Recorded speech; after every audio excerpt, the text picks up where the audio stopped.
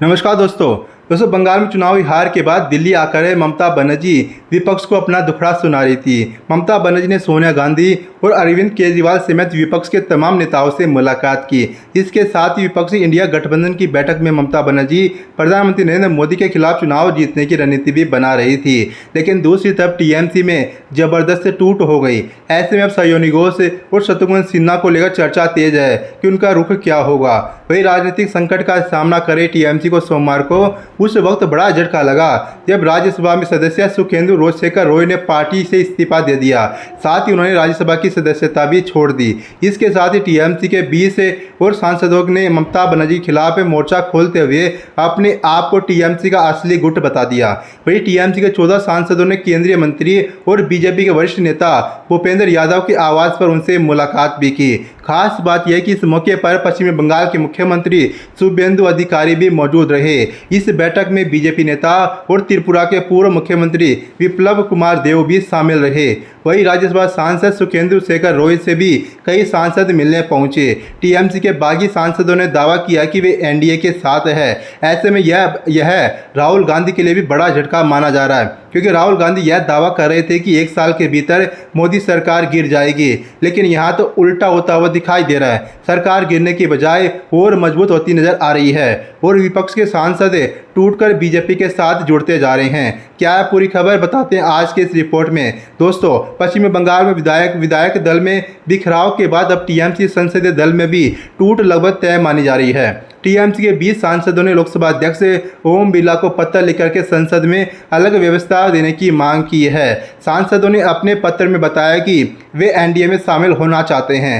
हस्ताक्षर करने वालों में अरूप चक्रवर्ती, पार्थ भौमिक, शताब्दी रॉय, जगदीश बसूनिया, काकोली घोष दस्तीदार, प्रसून बनर्जी, कालीपत सोरेन, शर्मिला सरकार, जून मालिया, बापी हल्दर, असित माल और सुखेंदु शेखर रॉय समेत 20 सांसदों के नाम बताए जा रहे हैं। बागी गुट के नेता के तौर पर काकोली घोष दस्तीदार को मान्यता देने की भी मांग की गई है।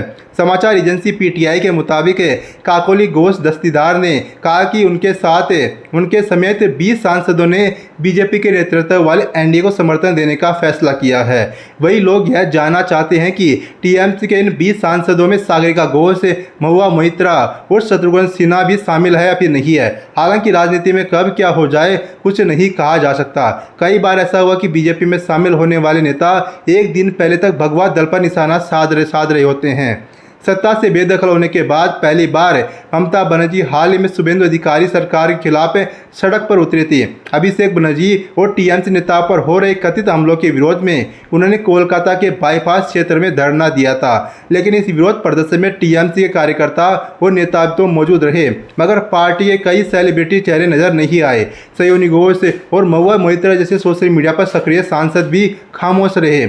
यह स्थिति तब सामने आई जब टीएमसी में बगावत की आशंकाएं बढ़ गई। महुआ मोइत्रा, सागरिका घोष और सहयोगी घोष जैसी हाई प्रोफाइल सांसद भी ममता बनर्जी के आंदोलन से दूरी बनाए दिखी।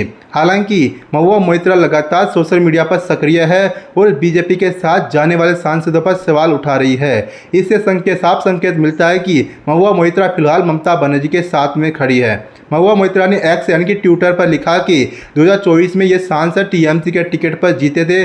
जनादेश एनडीए के लिए नहीं था। वे सभी लालची, स्वार्थी और डरपोक गद्दार बीजेपी में शामिल हो सकते हैं। पहले अपनी सीटों से इस्तीफा दे और फिर बीजेपी के टिकट पर चुनाव लड़े। देखते हैं कि आप कितने बड़े हीरो हैं। एक अन्य पोस्ट में महुआ मोइत्रा ने लिखा कि यूसुफ पठान, क्या आप इसलिए दिल्ली भाग रहे हैं क्योंकि अमित शाह ने आपको बुलाया है?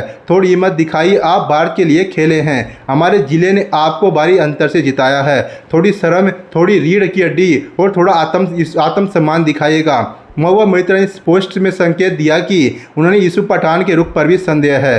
वही सहयोगी घोष ने एक्स पर पोस्ट करके लिखा कि जादवपुर स्टेशन रोड पर बुलडोजर कार्रवाई दिल तोड़ने वाली और अन्यायपूर्ण है। पूरे राज्य में फेरी वालों को हटाने के अभियान ने हजारों लोगों को उनकी आजीविका से वंचित कर दिया। बिना किसी पूर्व सूचना के हटाना अनुचित है और पुनर्वास की योजनाओं पर पूरी तरह चुप्पी गरीबों और आसिए पर रहने वाले लोगों के प्रति मौजूदा सरकार के इरादों पर गंभीर सवाल खड़े करती है। सहयोगी घोष ने बुलडोजर कार्रवाई पर सवाल उठाए हैं और यहाँ पर अभिषेक बनर्जी पर हुए हमलों के मुद्दे पर उन्हें सीधे तौर पर बीजेपी का नाम लेकर हमला नहीं बोला। ऐसे में उनके रुख को लेकर अभी कुछ स्पष्ट नहीं कहा जा सकता।